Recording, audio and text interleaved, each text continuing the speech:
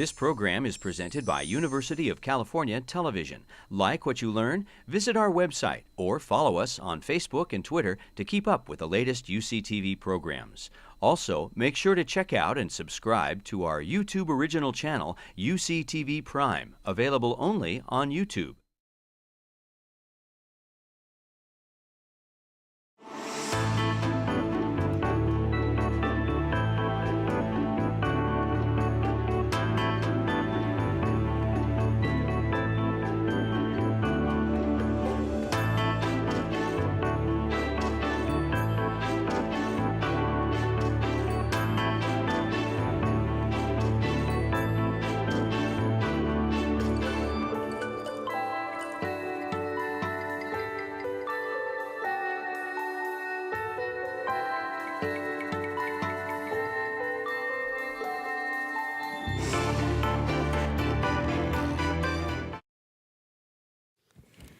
Thanks, Greg.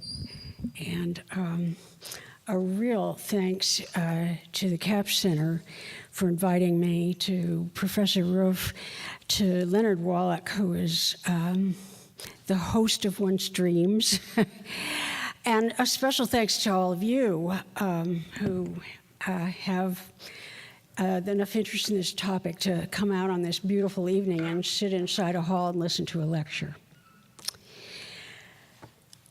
This year's political fight about funding for contraception has been labeled a war on women. This is a catchy slogan, and it's a strong mobilizing call, but as an analysis, it is misleading because it masks not only the source of this so-called war, but also the significance of reproduction control and its place in history. I think we need to understand that birth control is fundamental not only to health and family life, but also to citizenship for men and women alike. And when I speak of citizenship, which in a way is going to be the theme of this talk tonight, I'm not thinking about a set of documents. I'm thinking of something much more basic to our hopes for democracy. Birth control is an absolute necessity for heterosexual people to function in the modern world. It is a requisite for participation in a democracy while we perpetuate humanity. More controversially, however, I think that birth control is fundamental to what we might call sexual citizenship, which is the acceptance of sexuality as an honorable and delightful aspect of humanity. And in this respect, you can see that the birth control fight affects homosexuals as well as heterosexuals. Now, this attack on birth control seems surprising to me because Americans, and this includes those who are now casting aspersions on birth control, Americans have for decades considered it a settled matter. But at the same time, this controversy is actually quite traditional, at least in this country. And we can find its roots several centuries ago. Because the United States has had for about 175 years several really dubious distinctions in relation to the rest of the world. We are by far the most prudish country in our embarrassment, shame, and hypocrisy about sex than any other comparably advanced and wealthy nations. We are also the most religious country by far, with the possible exception of Poland, our only rival, and Poland cannot be fully characterized as an advanced and wealthy country. And American religiosity is not just a matter of church attendance, because people attend houses of worship for many reasons, for sharing in a meaningful ritual, for being part of a community, and for getting in touch with spiritual and moral sensibilities. This religiosity that's characteristic in the United States is religiosity in the sense of adhering to official religious authority, in word, if not in deed. It involves a very high proportional number of fundamentalists. While American fundamentalism is unique in the developed world, At the same time, it is actually part of a global trend, is sharing with fundamentalist Muslims, Jews, and Hindus a renewed rejection not only of secularism, but also of historical research and spiritual freedom. Closely related are two other uniquely American qualities. We are the unhealthiest nation in the West. Only Poland and Russia are worse. And large sectors of our population value above all a mystique about individual responsibility in a dog-eat-dog economy. This, I believe, is an unrealistic notion of individualism because it chooses to deny the facts and the ethics that have long been accepted in the rest of the world, denying that what is called the free market is actually constructed by government policy, denying that we all have a social responsibility to help those who are more vulnerable, and denying that government provides the most efficient way to exercise that responsibility. Some might say that the biggest surprise in this birth control controversy is that the United States has had the strongest women's rights movement in the world. In the mid-19th century, women throughout the world envied the relative freedom of American women to participate in education, in public life, in work and family. But paradoxically, I would argue that the birth control controversy we have today is a reflection of the strength of the women's rights tradition in this country, because it is in part a very fearful reaction to American women's victories in the past. It's an expression of rage at the transformation of the gender system. And that anger, I think, takes the form of what sociologists call a moral panic.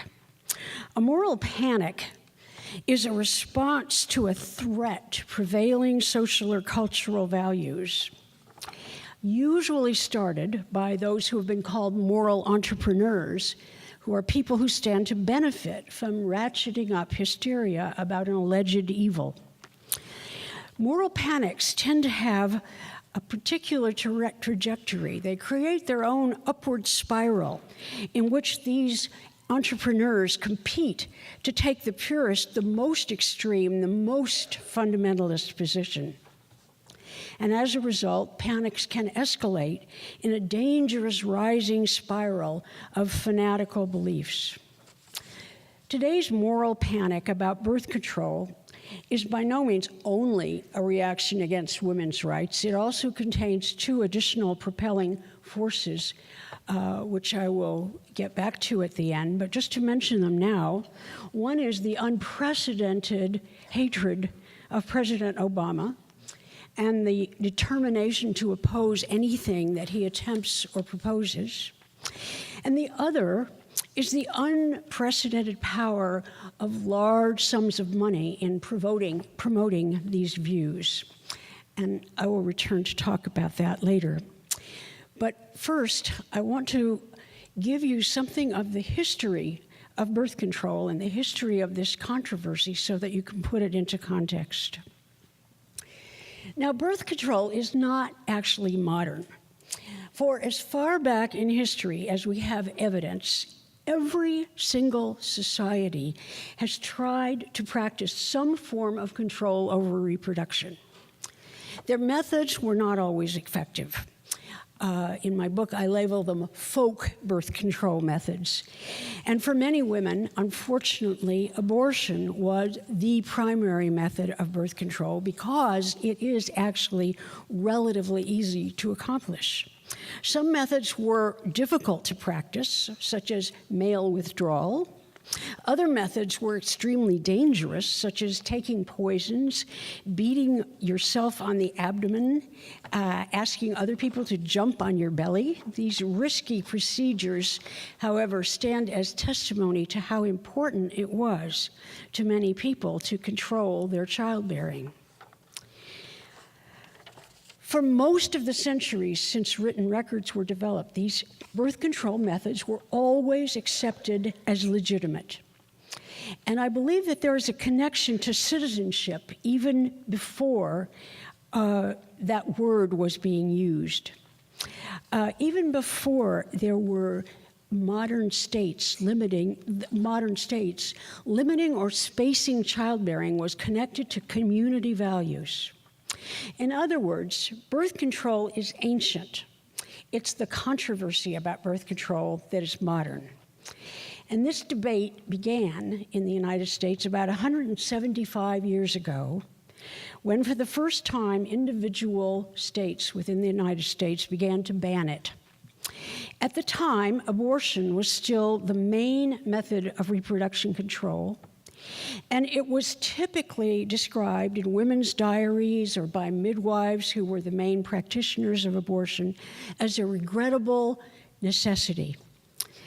In all three Western religions, abortion before what was called quickening referred to the moment when a woman can feel a fetus begin to move in her uterus. All the religions considered abortion before quickening a lawful traditional practice. But in the 1840s, there began the first large campaign against abortion, and it reached its peak in the 1870s. It was led by Protestant ministers in both the United States and Europe. Catholic priests were then actually the followers, not the leaders of this reform. At the time, people made essentially no distinction between what we would call abortion and contraception. They considered them both to be part of a generic folk repertoire of methods of controlling reproduction. And when states were outlawing these practices, they were outlawing all forms of reproduction control, not just abortion. The most important point I want to make about this anti-birth control campaign is that its arguments in that period did not focus on protecting fetuses as they do today. The arguments focused on the dangers of allowing women to evade their God-given or nature-given role as mothers. The movement was in large part a backlash, a fearful response to the first women's rights movement. Industry had brought many poor women into factory employment. More privileged women were clamoring for education and were venturing into public political debate, particularly in the anti-slavery movement. In 1848, as some of you know, the first women's rights advocates issued the famed Seneca Falls Declaration of Sentiments, which very cleverly copied the Declaration of Independence, which probably made its voice all the more threatening. It was a declaration that was a direct call for female citizenship. It ended, "We insist that they," meaning women, "have immediate admission to all the rights and privileges which belong to them as citizens of the United States." Now, the zenith of this campaign against birth control came in the year 1873, when there was passed federal legislation which outlawed all reproduction control practices in the United States by labeling them obscene. This was a law against the spread of so-called obscene materials across state lines. It was known as the Comstock Law, named for its author. And it banned not only birth control devices, but even abstract arguments about whether birth control might be a good idea. The law was fundamental to a certain Victorian notion of citizenship, which was a notion that you enforce morality by law when people are straying from what was considered the moral path. But at the same time, it strengthened a pattern of hypocrisy about sexual matters. This was, for example, the period of the peak of the amount of prostitution in the United States per capita. There were more prostitutes per capita in 1870 than at any time since then. This was a period when fathers initiated their sons by taking them to brothels while brides were supposed to be not only virgins, but entirely ignorant of sex and reproduction at the time they married. Now, birth control did not, of course, disappear. It just went underground, and not very far underground. Many, many commercial abortionists survived by paying off the police. You can get a copy of the New York Times from the late 1870s, and you can see very thinly disguised advertisements for abortion published in the paper. The forcing underground of abortion, however, made very clear a double standard by class. Prosperous women who could afford the services of private physicians could persuade them to perform legal abortions in the guise of treatments for medical problems with complete privacy and with safety from prosecution, whereas poor people were the ones more likely to have to resort to the commercial abortionists who were very vulnerable to police raids. So that was the situation at the end of the 19th century.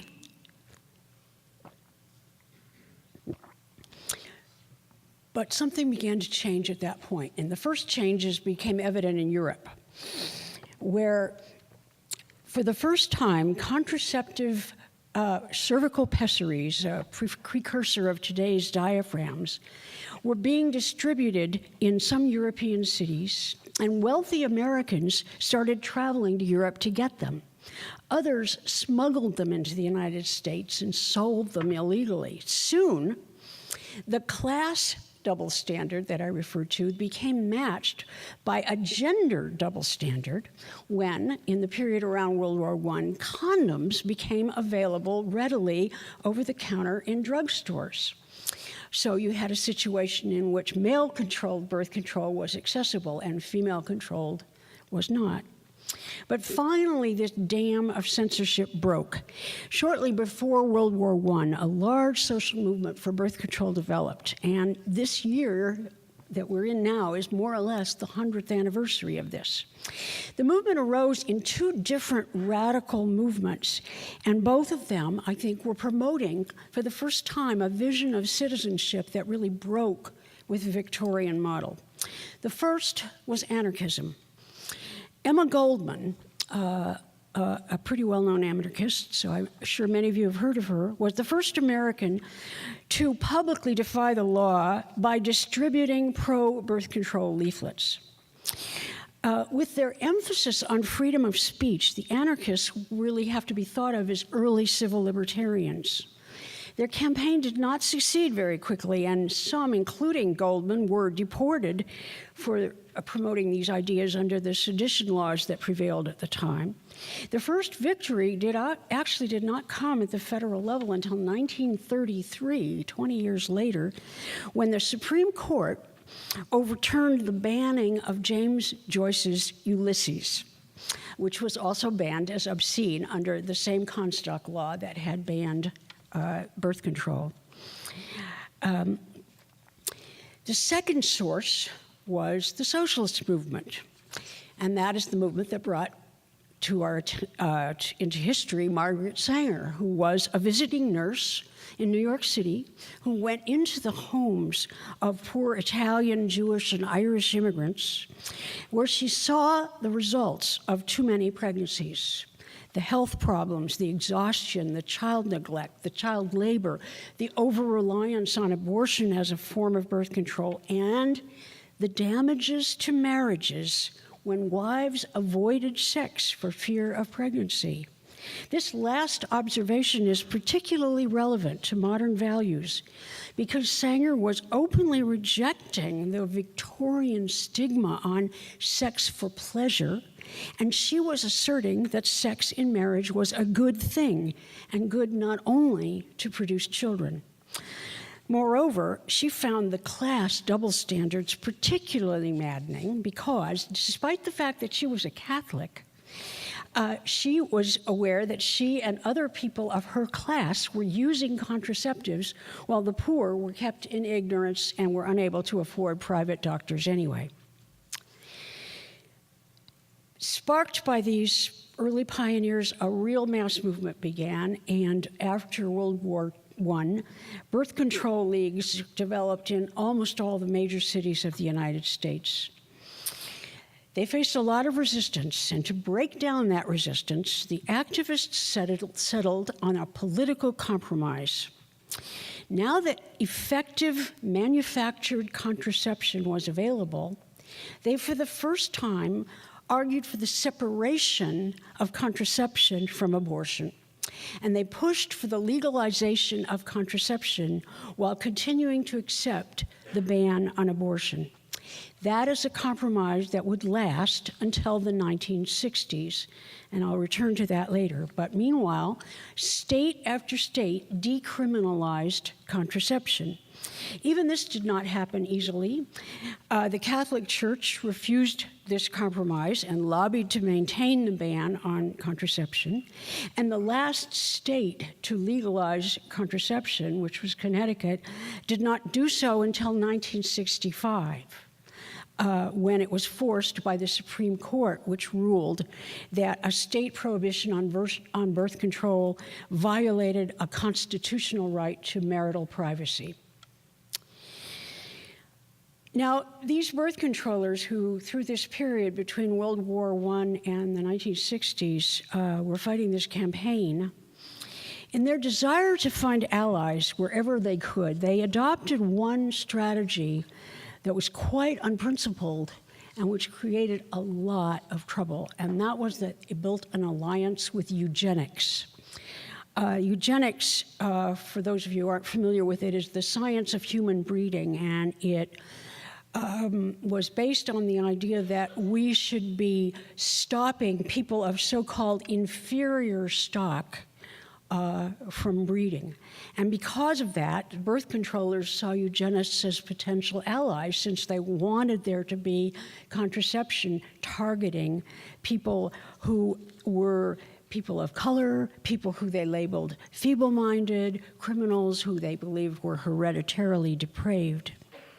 One result of this alliance was widespread suspicion among non-elites that birth control was part of a plot to reduce the political power of these disadvantaged groups. It was a somewhat justified suspicion and has resulted in considerable resistance to birth control, still voiced today, promoted by some moral authorities such as ministers. Although if you look at the data from today, you will see that the resistance is more in rhetoric than in practice. By the 1960s, a new coalition began pushing also for abortion rights. And this was well before the birth of the new women's movement. This was a movement sparked by civil libertarians and physicians in particular, who argued that prohibiting abortion was a violation of individual freedom and of independent medical discretion.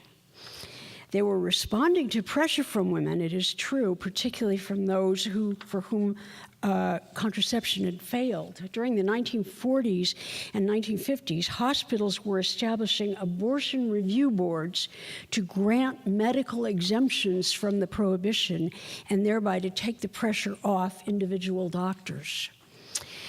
Then a very famous and much publicized 1962 case became a national cause célèbre. There was an epidemic of rubella, which can cause deformities in fetuses.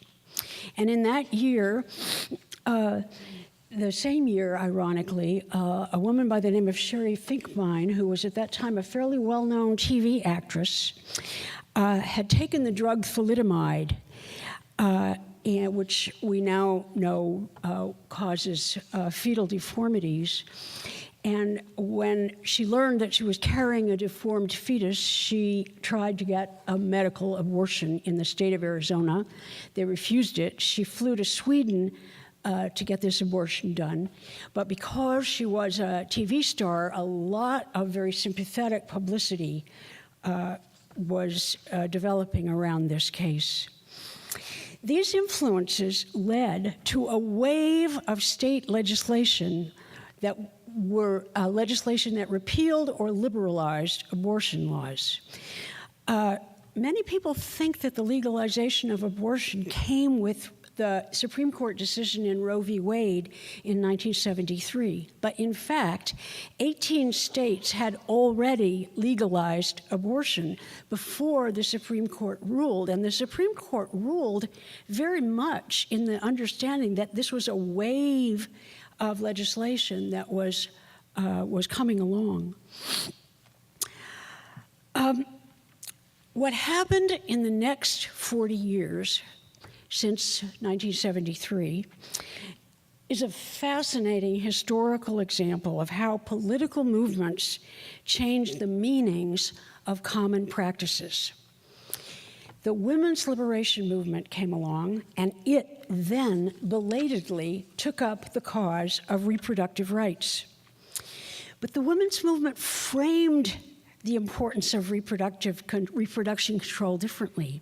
The women's movement framed it as a matter of citizenship, even if they didn't use that word, because feminists were seeking to allow women to pursue education, paid work, and political participation along with motherhood. And they saw birth control as a tool to accomplish those things.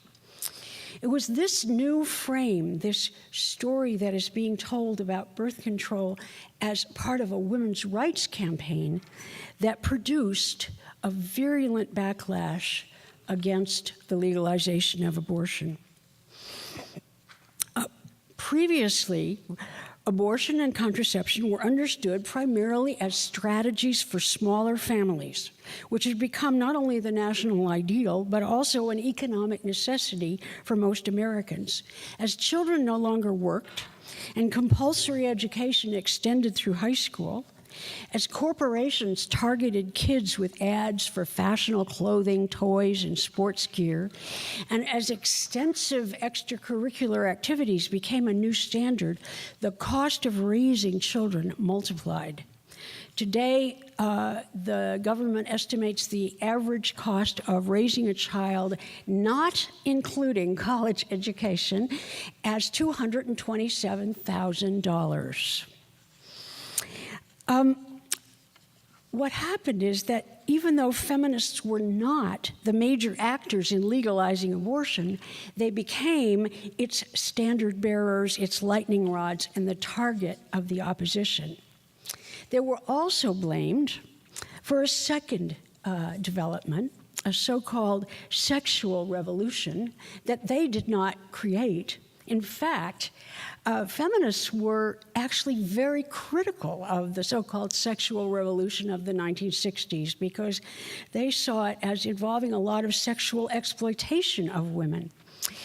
But this has all been mushed together in the ideas about what was wrong with abortion.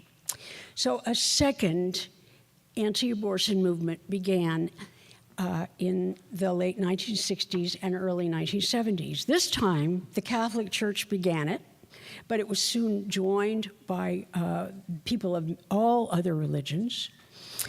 But this time, even the Catholic Church, even the church hierarchy, found it was politically impossible to argue openly that women should not be allowed to deny their destiny as mothers of innumerable children, or that spouses should limit their sexual activity to times when they wished to conceive. And so, in what I think of as an absolutely brilliant piece of spin, the anti-abortionists reframed the issues no longer as about unruly women stepping outside of where they should be, but as about protecting fetuses and then more recently protecting embryos. I would argue that the greatest achievement of the anti-abortion campaign was the invention of the slogan, "Right to Life." Now, I do not mean to suggest that people who oppose abortion because they consider it a form of murder are insincere. But by avoiding explicit disapproval of women's employment or higher education or political activity, the movement could harness anxieties about gender change, but hide them behind a discourse that featured helpless, unborn, so-called children. Then, the anti-abortion campaign was consciously and quite cynically exploited by a new strategy that was labeled by its inventors the New Right, which they spelled with a capital N and a capital R. This was a plan hatched in the late 1960s by certain Republican leaders that they could break the Democratic majority, which had controlled the Congress for much of the time since Franklin Roosevelt. They could do this by de-emphasizing the two traditional Republican issues, which for most of the 20th century, the two key Republican issues were, one, anti-communism, and two, an economic policy slanted in favor of the rich. Their argument was that if they instead focused on what came to be called the social issues, especially gender and sexual matters, they could detach many working class and lower middle class voters from their traditional loyalties to the Democratic Party and win them over. These issues included sex education, out-of-wedlock pregnancy, and very prominently birth control and abortion. What's interesting is that before 1976, the official Republican Party almost never mentioned abortion and literally never mentioned contraception. Moreover, not even the Christian right focused on reproduction control until it was pressed on them by Republican Party strategists. The key founder of this new right strategy, Paul Weyrich, remarked about evangelicals, and I quote, "I was trying to get these people interested in these issues, and I totally failed." These issues meant these so-called social issues. W.A. Criswell, who was then president of the Southern Baptist Convention, endorsed Roe v. Wade. He said, and I quote, "I have always felt that it was only after a child was born and had a life separate from its mother that it became an individual person. What is best for the mother should be allowed." It was only after recognizing the political mobilizing potential of the issue that they began to put resources into the anti-abortion movement. And these successes have been very, very great indeed. They've hedged in abortion rights by a variety of very, very burdensome restrictions. But the two most serious victories that they won, the most substantial ones, were first prohibiting the use of any public funds for abortion, and secondly, drastically reducing the number of abortion providers.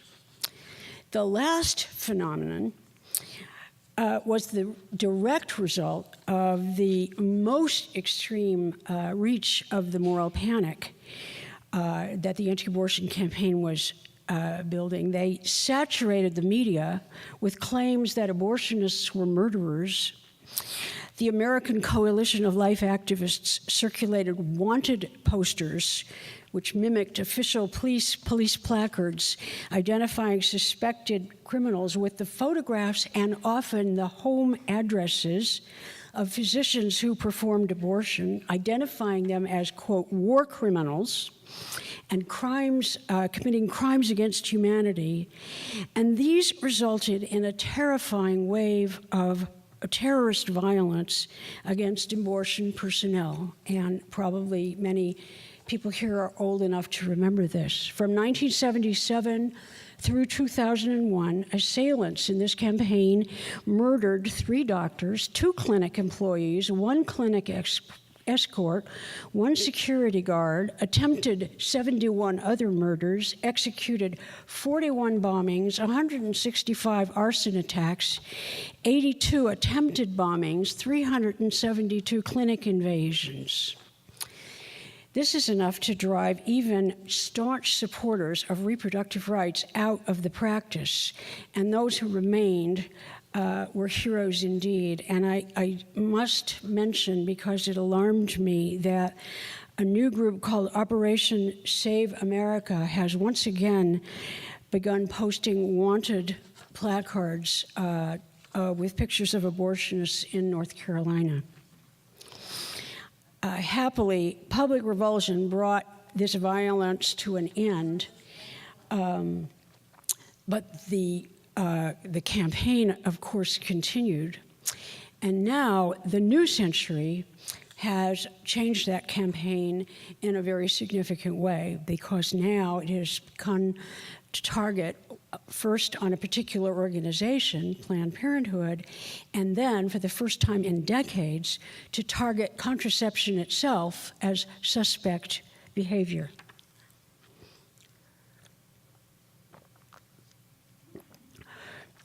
But this controversy today has also a more immediate context that we need to bear in mind.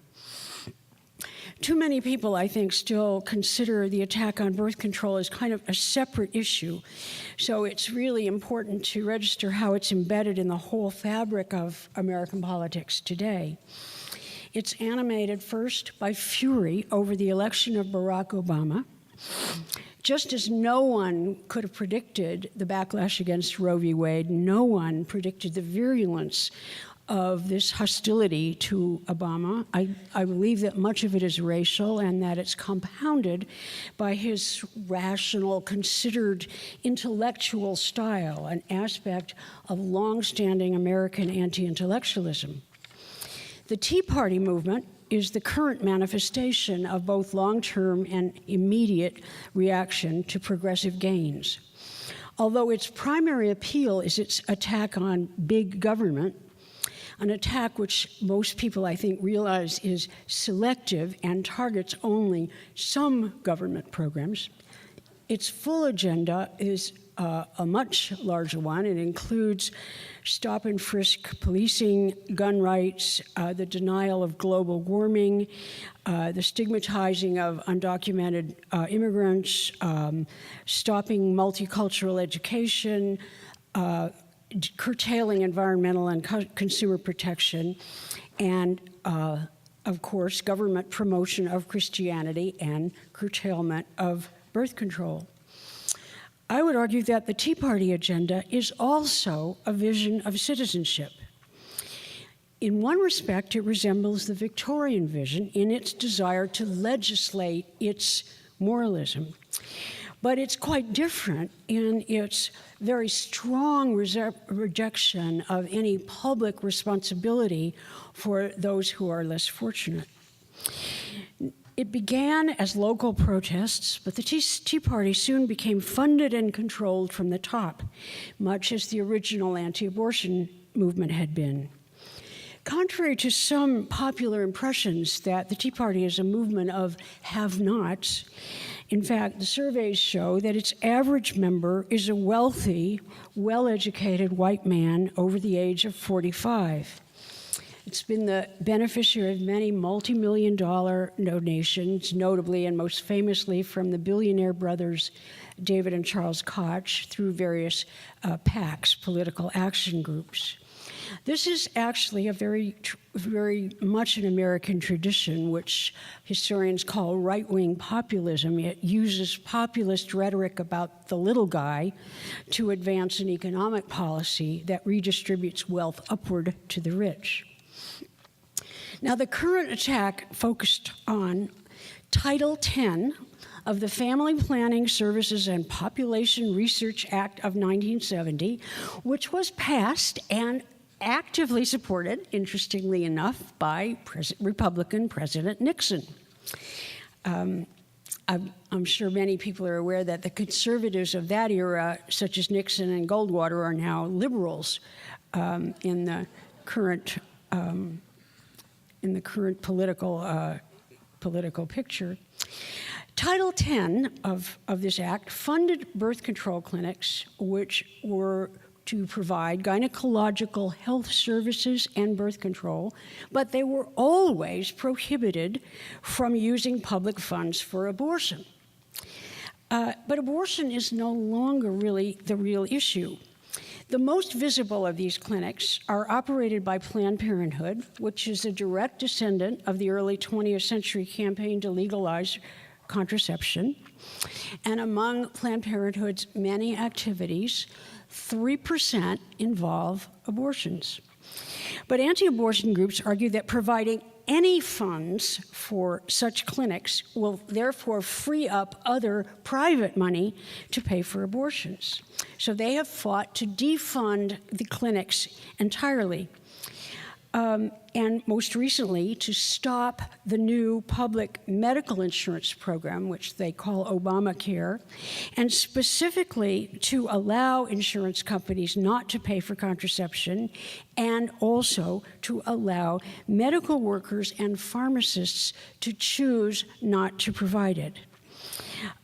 It's very important to note that today's opponents of contraceptive services also oppose the entire medical insurance program, which is actually ironic because under existing laws, if the medical insurance program provides subsidies to people to buy medical insurance, people who had not previously been able to afford it, they would not be able to use that insurance for abortion because public funds may not be spent on abortion.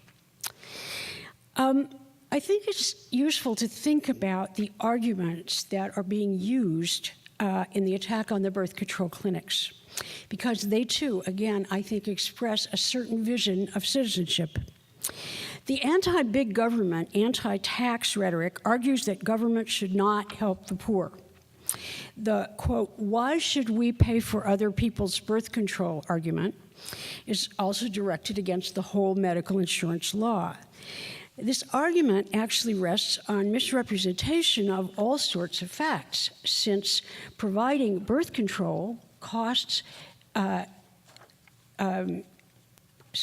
since not providing birth control costs taxpayers more, since these programs do, of course, fund childbirth, and since taxpayers are already contributing large subsidies to big business.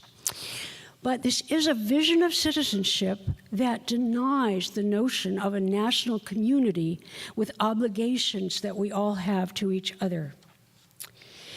A second argument is that the medical insurance law violates religious freedom by making contraception a required service. This attack, as you probably know, was initiated by the Catholic bishops, but it's part of a larger attempt to make it a particular version of Christianity, a fundamental requirement of citizenship. Obama, as is his pattern, immediately compromised with the bishops, offering to allow employees of Catholic institutions who wanted birth control to get it through separate insurance plans.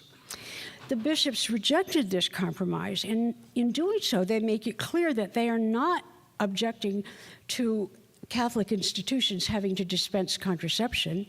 They don't want the employees of these institutions to have access to birth control at all. This view is emphatically not the view of the Catholic laity.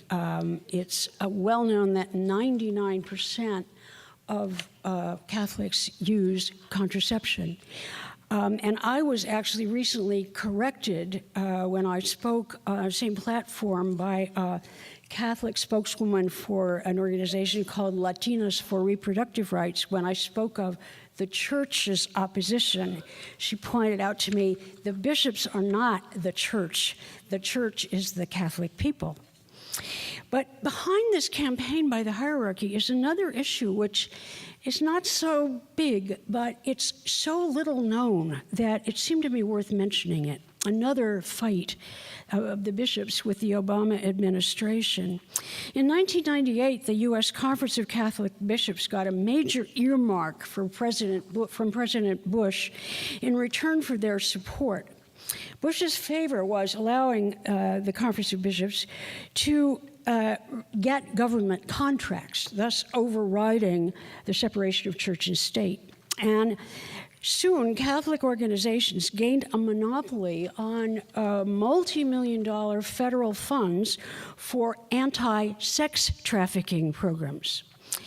They then built regular increases in this funding year after year by building a moral panic about sex trafficking. In fact, there actually is very little sex trafficking in the United States, and besides, the major trafficking problem is moving undocumented immigrants into very low-wage jobs where they are unable to protest wage theft and are often held prisoner. When the Obama came into administration came into power, they asked to audit how many sex trafficking victims had actually been found, and the Catholic-operated projects for sex trafficking victims were unable to actually produce any significant numbers of sex trafficking victims, and so their projects were defunded. And so you already, even before this thing about the birth control clinics came, you had a controversy that had been built between the bishops and the administration. A third argument against birth control relies on explicitly misogynist rhetoric. It assumes somehow that married women should not need birth control and that unmarried women who want it are sluts. Relatedly, they claim that birth control creates sexual immorality.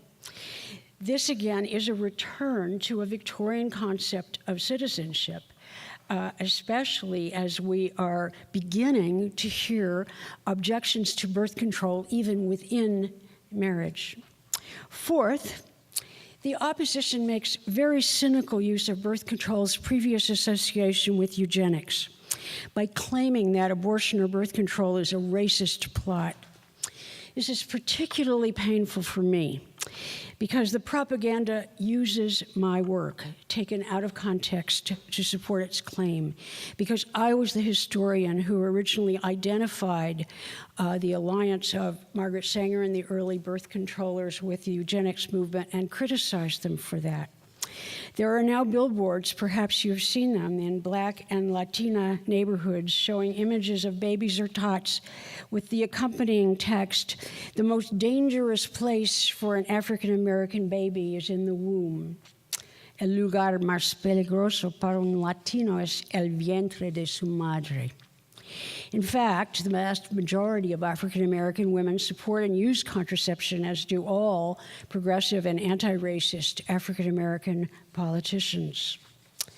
Then fifth are the straight-out falsehoods, alleging that abortions and now even contraception endanger women's health. The best known was the charge that abortion causes or increases the likelihood of breast cancer. I quote, "About 50% of women are affected by this type of cancer, breast cancer, after abortion." This is a current website.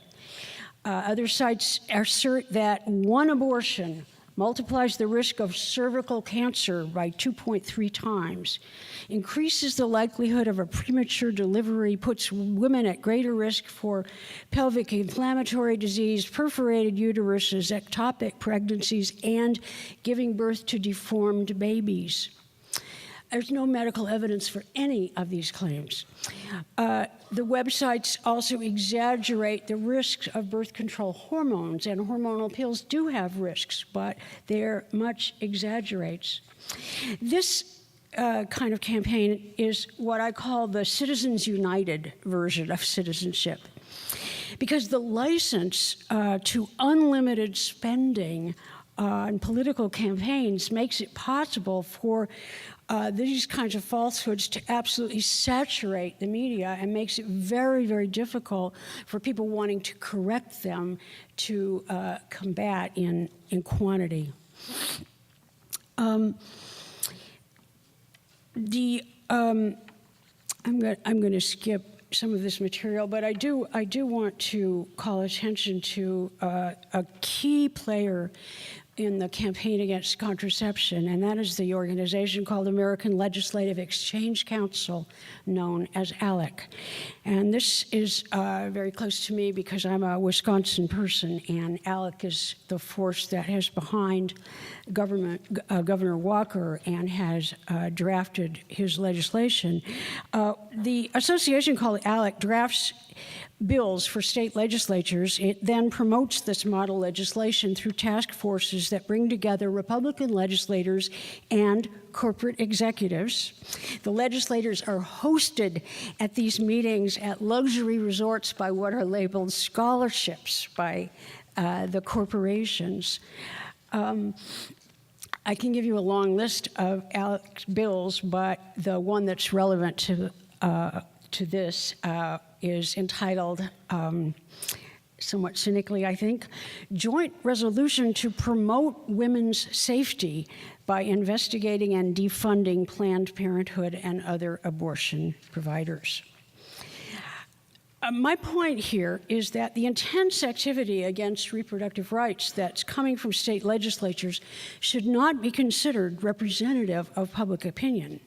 It functions much more importantly to create public opinion by giving the impression of a mass revulsion against birth control and public funding. An Arizona bill, First, 8 states have already enacted laws restricting contraception. An Arizona bill requires women who wish to have their contraception covered by their health insurance plans to prove to their employers that they are taking it to treat medical conditions, not to prevent pregnancies. In the analysis by one lawyer who looked at the bill, the report says that the bill would allow an employer to fire a woman for using birth control if she uses it to prevent pregnancy. To wind this up, the attack on contraception, as you probably know, stimulated a huge pushback. You will probably remember how quickly the Susan Komen Breast Cancer Foundation had to backtrack. You probably know that contributions have been pouring into Planned Parenthood. But let me repeat, reproductive rights is not, quote, a women's issue. There is no significant gender gap in public opinion about these rights. Men as well as women want and need contraception and abortion rights. Men don't want involuntary fatherhood any more than women want involuntary motherhood. There's no religion gap either. As many Catholics as Protestants and Jews favor and use contraception. I think the debate is, however, very much about class. Since the campaign began with an attack on Planned Parenthood, let me just use it as an example very quickly and summarize what Planned Parenthood does now in the United States. There are about 7,000 birth control clinics, not all Planned Parenthood, but all under Title X. They serve 6.6 million women annually, primarily the very poor. 1/4 of all poor women who get birth control get it at one of these clinics. For many, these clinics are the first entry point into any adult health care. At most clinics, the initial visits are free. Fees for further services are scaled according to income. The majority of clinics provide women with postpartum and prenatal care, well baby care, immunizations, and physical exams. More than 40% of the clinics also provide primary health care, genetic screening, mammograms, infertility counseling, and mental health care.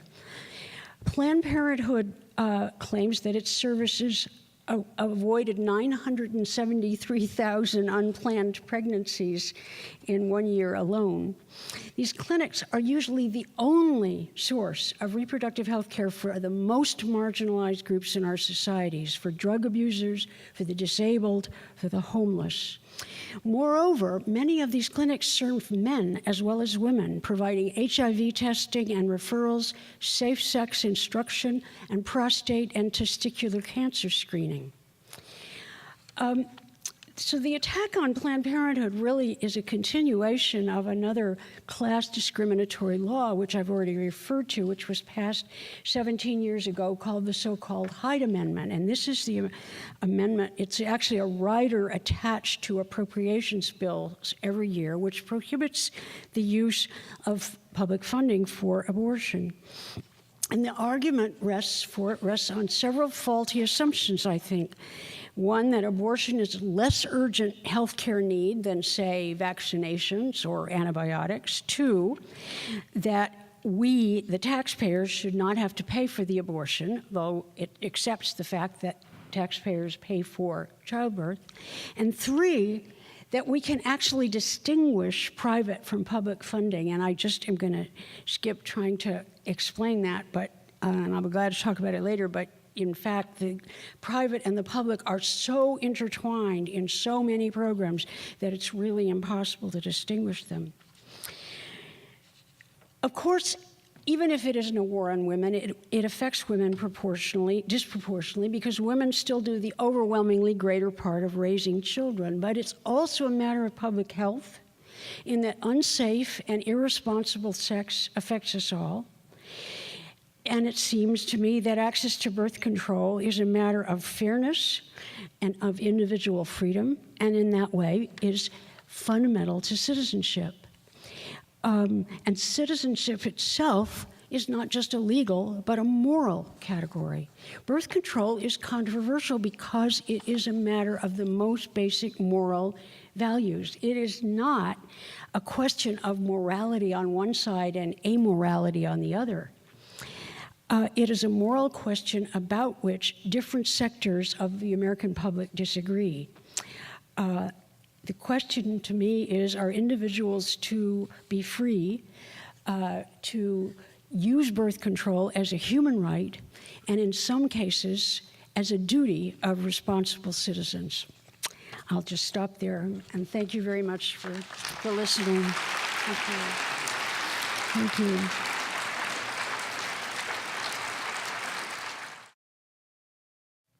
Hi, I'm Lizzie, by the way. I was wondering, I know you touched very little about the human sex trafficking issue. I know that obviously, I'm sure the bishops weren't able to give any evidence that human sex trafficking was a major issue in the United States, but do you happen to know if any of that funding went to other, of the hundreds of nonprofit organizations that, are against human sex trafficking? Because I know a really big way that they keep the women in the brothels are by giving them fake or placebo birth controls and then forcing them to have abortions. My source on that, and I'd be glad to give you the footnote because I keep the footnotes here, even though obviously I don't read them just because I need to know. My source on that claims that after a couple years, the Catholic bishops had a monopoly on all the federal funding for taking care of sex trafficking victims. And there were also criticisms of their practice because they were refusing to provide health services and AIDS referral services to people. But if you want to know, I can. If you find me afterward, I can give you the source and my footnote. You were talking about earlier with the attacks on the abortion clinics back in a while ago. And you said there was a large public outcry about that, but I thought the opposite was true in the American South.